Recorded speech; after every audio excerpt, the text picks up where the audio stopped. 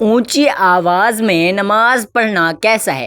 حضور اکرم صلی اللہ علیہ وآلہ وسلم نے فرمایا، جو لوگ اکیلے میں اونچی آواز میں نماز کے 2 حروف بھی پڑھتے ہیں تو اللہ تعالیٰ ان پر بسم اللہ الرحمن الرحیم، اللہ کے کلام کو بجا لانے اور ممنوعات سے اجتناب برتنے کا نام بندگی عبادت ہے۔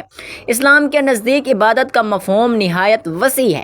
اسلام کا مطالبہ ہے کہ انسان کی پوری زندگی عبادت سے عبارت ہو اور وہ اس طرح زندگی بسر کرے کہ اس کا ہر کام عبادت میں شمار ہو، اور اس کا واحد طریقہ یہی ہے کہ وہ اللہ کے بتائے ہوئے طریقے کے مطابق زندگی گزارے، ہر بات میں حکم الہی کو پیش نظر رکھے۔ اسلام اس بڑی بات کے لیے انسان کو جن ذرائع سے تیار اور اس کی تربیت کرتا ہے، حرف عام میں انہیں عبادت کہا جاتا ہے، لیکن دراصل یہ تمرینہ عبادت ہے۔ انہیں ارکان اسلام بھی اسی وجہ سے کہا جاتا ہے کہ اسلام کی عمارت انہی ستونوں پر قائم ہے۔ ارکان اسلام میں نماز سرفرست اور پہلے نمبر پر ہے۔ ان تمام عبادات میں نماز کو جو اہمیت و فضیلت حاصل ہے وہ کسی بھی صاحب ایمان اہل نظر سے پوشیدہ نہیں ہے۔ نماز کی اہمیت کا اندازہ اس بات سے لگائیں کہ قرآن کریم کے ہر پیغام میں صلاب یعنی نماز کا لفظ حرف جلا میں موجود ہے۔ ایمان کے سب سے اہم رکن جس کا مطالبہ اہل اسلام سے کیا گیا ہے وہ نماز ہی ہے۔ نماز مسلمانوں کی دینی پہچان اور امتیازی نشان ہے۔ یہی وجہ ہے کہ قرآن و حدیث میں اس کی ادائیگی پر بہت زیادہ زور اور ترک پر وعید موجود ہے۔ بافرمان نبی صلی اللہ علیہ وآلہ وسلم، نماز کی دین میں وہی اہمیت ہے جو انسانی جسم میں سر کی ہے۔ مومن اور کافر کے درمیان امتیاز کرنے والی چیز نماز ہے، لہذا جس نے اسے چھوڑا اس نے کفر کیا۔ اس وعید سے اندازہ لگایا جا سکتا ہے کہ اسلام میں نماز کی اہمیت کیا ہے۔ جو چیز جس قدر اہم اور ضروری ہوتی ہے اس کی وجہ آوری پر اجر و ثواب بھی اس قدر زیادہ ملتا ہے۔ چنانچہ نماز کا ثواب بھی اس قدر ہے کہ انسان اس کا تصور نہیں کر سکتا۔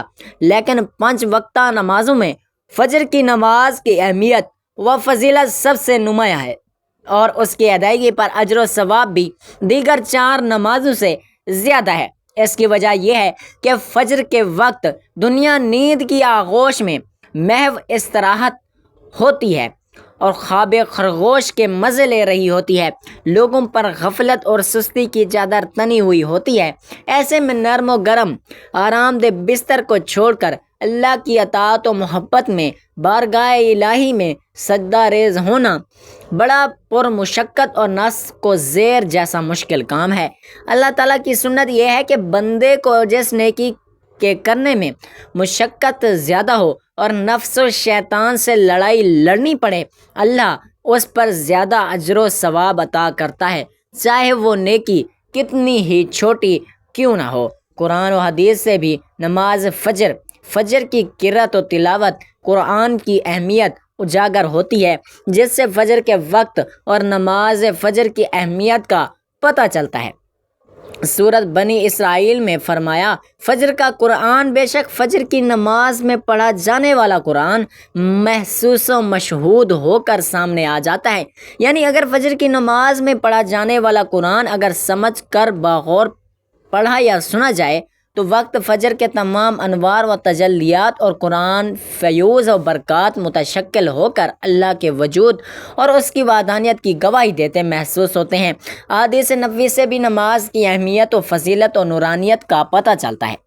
آپ صلی اللہ علیہ وآلہ وسلم نے فرمایا کہ فجر کی 2 رکعات سنتیں دنیا اور دنیا کی ہر چیز سے افضل ہیں۔ قرآن و حدیث اور اسلامی لٹریچر میں دنیا سے مراد مشرق اور مغرب، شمال و جنوب کا کرۂ ارض نہیں بلکہ دنیا سے مراد ہے یہ کائنات اور اس کی تمام تر نعمتیں، خزانے، دولت و ثروت اور حکومت و سطوت مراد ہے۔ سوچئے، جب فجر کی 2 رکعات سنتوں کی یہ فضیلت ہے کہ پوری دنیا کی نعمتیں اور خزانے اس کے سامنے ماند اور ہیچ ہیں، تو پھر فجر کے فرض کا کیا عالم ہوگا۔ صحیح مسلم کی روایت میں ہے کہ رسول اللہ صلی اللہ علیہ وآلہ وسلم نے فرمایا، جو شخص فجر کی نماز پڑھ لیتا ہے وہ اللہ کے ذمے میں آ جاتا ہے۔ یعنی جو شخص نماز فجر کا فریضہ ادا کر لیتا ہے وہ اللہ تعالیٰ کی حفاظت میں آ جاتا ہے۔ اور اسے کوئی بھی نقصان نہیں پہنچا سکتا۔ بخاری مسلم ہی کی ایک روایت میں ہے کہ جس نے 2 ٹھنڈے وقت کی نماز فجر اور عصر ادا کر لی وہ جنت میں داخل ہوگا۔ یعنی آپ صلی اللہ علیہ وآلہ وسلم نے فجر عصر ادا کر لینے والے کو جنت کی بشارت سنائی۔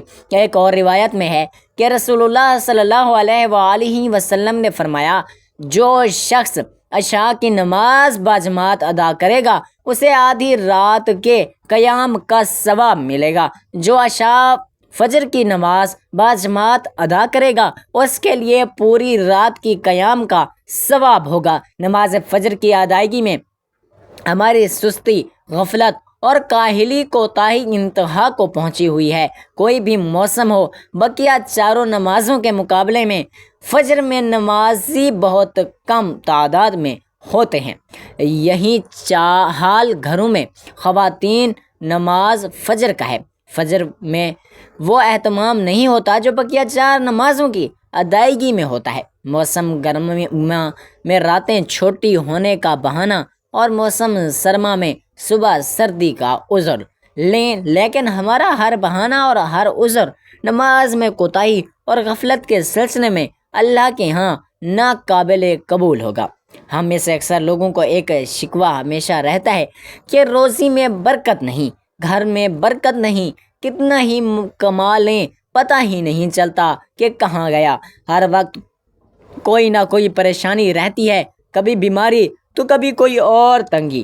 اگر ہم اس تمام بے برکتی، تنگ دستی، بے روزگاری اور پریشانیوں کو نماز فجر کے عدم ادائیگی کے پس منظر میں دیکھیں تو معلوم ہوگا یہ سب بے برکتی اسی سبب سے ہے کہ ہم نماز فجر کی ادائیگی میں حد درجے کوتاہی، غفلت، لاپرواہی اور سستی کا شکار ہیں۔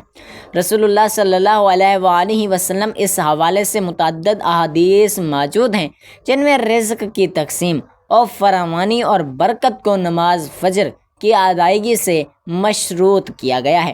فرمان نبوی صلی اللہ علیہ وآلہ وسلم کا مفہوم ہے کہ رزق تقسیم کرنے والا فرشتہ ہر صبح فجر کے وقت بندوں کا رزق لے کر زمین پر اترتا ہے، لہٰذا جو دروازہ فجر کے وقت کھلا ہوتا ہے فرشتہ اس کا رزق دروازے پر رکھ کر چلا جاتا ہے، اور جو دروازہ فجر کے وقت بند ہوتا ہے فرشتہ اس کا رزق واپس لے کر چلا جاتا ہے۔ اس فرمان نبوی صلی اللہ علیہ وآلہ وسلم میں ہے، فجر کے وقت دروازہ کھلا ہونے کا مطلب یہ ہے کہ جس گھر کے افراد صبح فجر کے وقت بیدار ہو کر نماز فجر ادا کرتے ہیں انہیں ان کا رزق عطا کر دیا جاتا ہے۔ دروازہ بند ہونے سے مراد یہ ہے کہ جس گھر کے رہنے والے صبح فجر کے وقت سوتے رہتے ہیں اور نماز فجر کی ادائیگی میں غفلت و کوتاہی کے مرتکب ہوتے ہیں انہیں ان کے رزق سے محروم رکھا جاتا ہے۔ ہم میں سے اکثر نماز فجر خصوصاً اور دیگر نمازوں کو عموماً چھوڑ کر اپنے گھروں میں خیر و برکت کے لیے قرآن خوانی، میلاد کی محافل کے انعقاد، لوح قرآن کرنے جیسے نیک کاموں کی طرف متوجہ ہوتے ہیں۔ اس سے تو انکار نہیں کہ بلا شبہ ان تمام کارۂ خیر میں برکت کا عنصر موجود ہوتا ہے، لیکن قرآن خوانی، محفل میلاد، لوح قرآن کے نقش گھر میں آویزہ کرنے سے خیر و برکت کا ہونا نماز کی ادائیگی سے مشروط ہے۔ ہر خیر و برکت کے سوتے نماز سے پھوٹتے ہیں۔ اللہ کی تمام نعمتوں، برکتوں اور رزق کے دریا نماز کی ادائیگی سے ہی بہتے ہیں۔ اس کے ساتھ ہی یہ امر بھی اہم ہے کہ فجر کے علاوہ بقیہ 4 نمازوں میں بھی خیر و برکت نماز فجر کی ادائیگی ہی سے مشروط ہے، اس لیے کہ خیر و برکت کا آغاز نماز فجر کی ادائیگی ہی سے ہوتا ہے۔ یاد رکھیے، نماز فجر کی کوتاہی اور غفلت اور نماز نہ پڑھنا گھر کی نحوست کی علامت کا آغاز ہے۔ رسول اللہ صلی اللہ علیہ وآلہ وسلم نے ایسے مسلمان کو خبیث اور منافق قرار دیا۔ آپ صلی اللہ علیہ وآلہ وسلم نے فرمایا کہ ایسے شخص کو میرا دل چاہتا ہے آگ لگا کر جلا دوں۔ بیٹھ کر نماز پڑھنا کیسا ہے؟ جو لوگ بیٹھ کر نماز پڑھتے ہیں وہ حضور اکرم صلی اللہ علیہ وآلہ وسلم کا فرمان مبارک ضرور سنیں۔ واضح رہے کہ فرض، واجب، فجر کی سنت، بلکہ ایک روایت کے مطابق دیگر سنت موقدہ کی نماز بھی کھڑے ہو کر پڑھنا فرض ہے۔ عذر اور مجبوری کے بغیر فرض، واجب اور سنت موقدہ کی نماز بیٹھ کر پڑھنے سے نماز نہیں ہوگی۔ اگر عذر یا بیماری کی وجہ سے بیٹھ کر نماز پڑھے گا تو نماز ہو جائے گی۔ صورت مسئولہ میں اگر فرض نماز کھڑے ہو کر پڑھنے کی قدرت ہے تو کھڑے ہو کر نماز پڑھنا فرض ہے۔ اگر کوئی بیمار شخص کھڑے ہو کر فرض نماز ادا کرنے پر قدرت رکھتا ہے مگر اس کے باوجود وہ بیٹھ کر فرض نماز پڑھتا ہے تو اس کی نماز نہیں ہوگی، اور جو نماز بیٹھ کر ادا کی ہے اس کو دوبارہ کھڑے ہو کر پڑھنا لازم ہوگا۔ البتہ اگر کوئی شخص کھڑے ہونے پر قادر ہے لیکن رکوع اور سجدہ کرنے پر قادر نہیں ہے، یا کھڑے ہونے پر اور رکوع کرنے پر قادر ہے لیکن سجدہ کرنے پر قادر نہیں، تو اس سے کھڑے ہونے کی فرضیت ساقط ہو جائے گی۔ ایسا شخص بیٹھ کر اشارے سے رکوع اور سجدہ کر کے نماز پڑھے اور سجدے کے لیے رکوع سے زیادہ سر جھکائے۔ جو شخص بیماری کی وجہ سے کھڑے ہونے پر قادر نہیں یا کھڑے ہونے پر قادر ہے لیکن زمین پر سجدہ کرنے پر قادر نہیں ہے، یا قیام و سجود کے ساتھ نماز پڑھنے کی صورت میں بیماری میں اضافہ یا شفا ہونے میں تاخیر یا ناقابل برداشت درد کا غالب گمان ہو تو ان صورتوں میں وہ بیٹھ کر نماز پڑھ سکتا ہے۔ البتہ کسی قابل برداشت معمولی درد یا کسی مہم تکلیف کی وجہ سے فرض نماز میں قیام کو ترک کر دینا اور بیٹھ کر نماز پڑھنا جائز نہیں۔ اسی طرح جو شخص فرض نماز میں مکمل قیام پر تو قادر نہیں لیکن کچھ دیر کھڑا ہو سکتا ہے اور سجدہ بھی زمین پر کر سکتا ہے، تو ایسے شخص کے لیے اتنی دیر کھڑا ہونا فرض ہے، اگرچہ کسی چیز کا سہارا لے کر کھڑا ہونا پڑے۔ اس کے بعد وہ بقیہ نماز زمین پر بیٹھ کر پڑھ سکتا ہے۔ اور جو شخص زمین پر بیٹھ کر نماز پڑھنے کے ساتھ زمین پر سجدہ کرنے پر بھی قادر ہو، اسے زمین پر ہی نماز پڑھنی چاہیے۔ یہ طریقہ سنت کے قریب ہے۔ اور اگر زمین پر سجدہ کرنے پر قادر نہیں، جیسے صورت میں شروع ہی اس زمین یا کرسی پر بیٹھ کر نماز پڑھ سکتا ہے، اور اس صورت میں اس کی نماز اشاروں والی ہوتی ہے اور اس کے لیے بیٹھنے کی کوئی خاص ہیبت متعین نہیں ہے، وہ جس طرح سہولت ہو بیٹھ کر اشارے سے نماز پڑھ سکتا ہے، چاہے زمین پر بیٹھ کر نماز پڑھے یا کرسی پر بیٹھ کر۔ البتہ زمین پر بیٹھ کر نماز پڑھنا زیادہ بہتر ہے، لہٰذا جو لوگ زمین پر بیٹھ کر نماز ادا کر سکتے ہیں تو زمین پر بیٹھ کر نماز ادا کریں، اور اگر زمین پر بیٹھ کر نماز پڑھنے میں مشقت ہو تو وہ کرسی پر بیٹھ کر فرض نمازیں، وتر اور سنت سب پڑھ سکتے ہیں۔ اور ایسی صورت میں یعنی جب قیام پر قدرت نہ ہو یا زمین پر سجدے کی قدرت نہ ہو، چونکہ قیام ساقط ہو جاتا ہے، اس لیے ایسے مریض کے لیے افضل یہ ہے کہ مکمل نماز بیٹھ کر ادا کریں۔ البتہ اگر قیام کے دوران قیام کرے اور رکوع سجود بیٹھ کر اشارے سے کرے تو یہ بھی جائز ہے، لہٰذا ایسے مریضوں کے لیے اولیٰ یہی ہے کہ امام کی اقتداء میں بھی مکمل نماز بیٹھ کر ادا کریں، کیونکہ یہ سجدے کے قریب بھی ہے اور جماعت کی نماز میں صفوں میں خلل سے بھی حفاظت کا ذریعہ ہے۔ حضرت سیدنا ابو ہریرہ رضی اللہ تعالیٰ عنہ سے روایت ہے کہ رسول اللہ صلی اللہ علیہ وآلہ وسلم نے فرمایا، تم میں سے کوئی شخص ایسے ایک کپڑے میں نماز نہ پڑھے کہ اس کے کندھے پر کپڑے کا کوئی حصہ نہ ہو۔ برہنہ سر نماز پڑھنا آداب اور سنت کے منافی ہے۔ عذر یا مجبوری کے سبب ہو تو اس کی رخصت ہے، لیکن عادت بلا لینا قطعاً درست نہیں۔ اگر نماز کے دوران سر سے ٹوپی گر جائے تو ایک ہاتھ سے نماز میں ہی اٹھا کر سر پر رکھنا افضل و بہتر ہے۔ ننگے سر نماز پڑھنے سے نماز کی صحت پر کوئی اثر نہیں پڑتا۔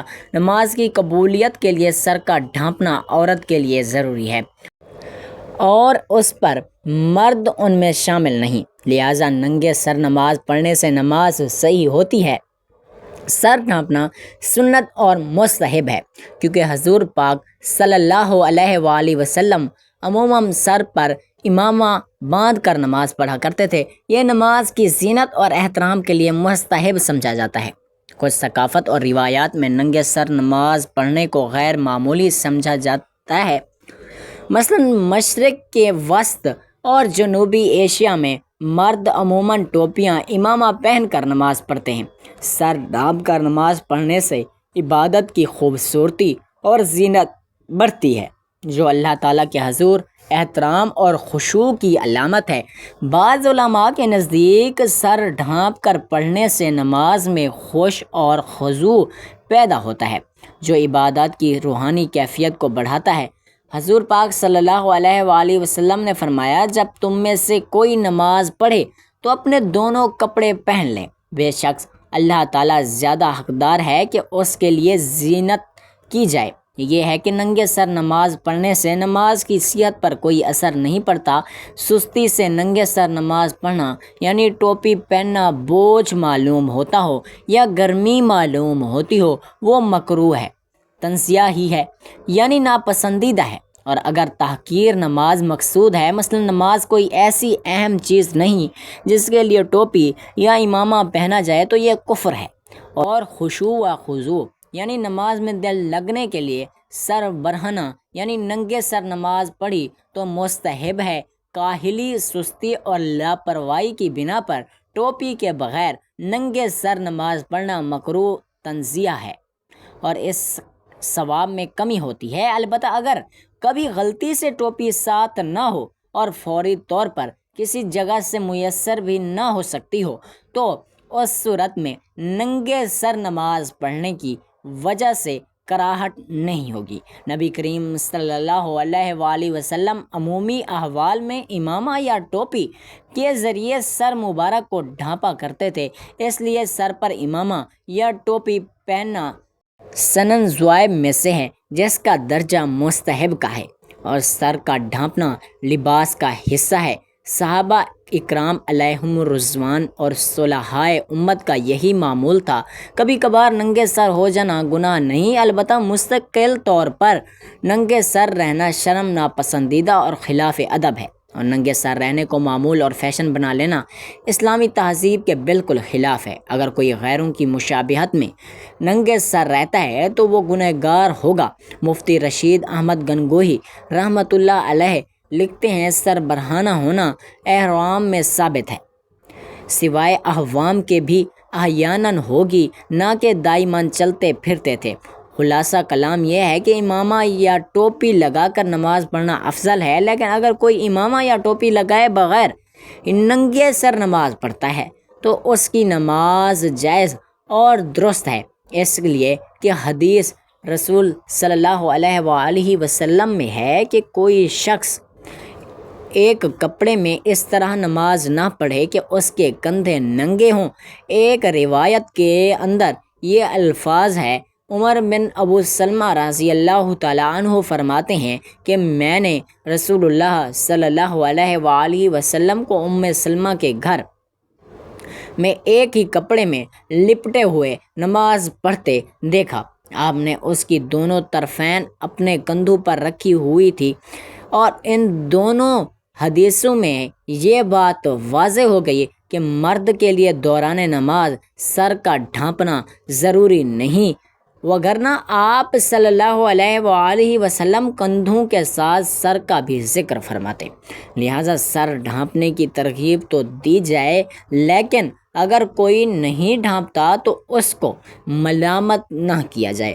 ماضی کے قریب میں ہمارے معاشرتی اقتدار میں ننگے سر رہنا اور خاص طور پر بڑوں کے سامنے ننگے سر آنا ایک ناپسندیدہ اور معیوب بات سمجھی جاتی ہے، لیکن اب قدریں بدل چکی ہیں، اس لیے اب ننگے سر رہنا ہمارے معاشرے میں بدنامی یا عیب کی علامت نہیں ہے۔ اس لیے زیادہ سے زیادہ ہم کہہ سکتے ہیں کہ ننگے سر نماز پڑھنا اگرچہ جائز ہے، مگر ادب اور ہماری دینی اقتدار کا تقاضا یہ ہے کہ سر پر کم از کم ٹوپی پہن کر نماز پڑھی جائے، لیکن کسی ننگے سر نماز پڑھنے والے کو ملامت نہ کیا جائے، سوائے اس کے کہ وہ نماز کو معمولی جانتے ہوئے ایسا کرے۔ اس کا حکم بیان کیا جا چکا ہے۔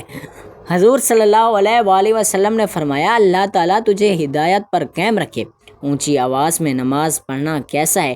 نماز میں قرات کی آواز کا معاملہ نماز کی نوعیت پر منحصر ہے۔ نماز ایک فرض نمازوں میں قرات کی آواز جوہری نماز ہے، یعنی اونچی آواز میں فجر اور مغرب، عشاء اور جمعہ کی نمازوں میں امام اور تنہا پڑھنے والے کے لیے سورۃ الفاتحہ اور اضافی سورت اونچی آواز میں پڑھنا سنت ہے۔ سری نمازیں یعنی آہستہ آواز میں ظہر اور عصر کی نمازوں میں قرات آہستہ کی جاتی ہے۔ نمبر 2، نفل نمازوں میں قرات۔ نفل نمازوں میں دن کے وقت آہستہ اور رات کے وقت اونچی آواز میں پڑھنا بہتر ہے، لیکن دونوں طریقے جائز ہیں۔ نمبر 3، اونچی آواز میں پڑھنے کے احکام۔ امام کے لیے جوہری نمازوں میں مقتدیوں کو سنانے کے لیے اونچی آواز ضروری ہے، لیکن اتنی بلند نہ ہو کہ نماز کی خشوع میں خلل پڑے۔ تنہا پڑھنے والے کے لیے اگر کوئی شخص تنہا جوہری نماز پڑھ رہا ہو تو اونچی آواز مستحب ہے، لیکن آہستہ پڑھنے پر بھی نماز ہو جائے گی۔ مقتدی کے لیے مقتدی خاموش رہے گا، صرف سورۃ فاتحہ دل ہی دل میں پڑھے گا۔ نمبر 4، غلطی سے اونچی آواز کا استعمال۔ اگر کوئی ظہر یا عصر میں بھول کر اونچی آواز میں قرات کر لے یا جوہری نماز میں آہستہ پڑھ لے تو نماز ہو جائے گی، لیکن سنت کے خلاف ہونے کی وجہ سے مکروہ و تنزیہ اور ناپسندیدہ ہوگی۔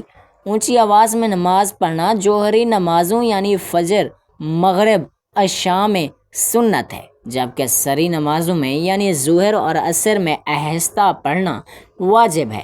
نفل نماز میں رات کو اونچی آواز مستحب ہے۔ اللہ پاک ہمیں دین کی مکمل سمجھ نصیب فرمائے اور ہمیں 5 وقت نماز باجماعت ادا کرنے کی توفیق عطا فرمائے۔ اللہ تعالیٰ ہمیں سنت کے مطابق نماز ادا کرنے کی توفیق عطا فرمائے۔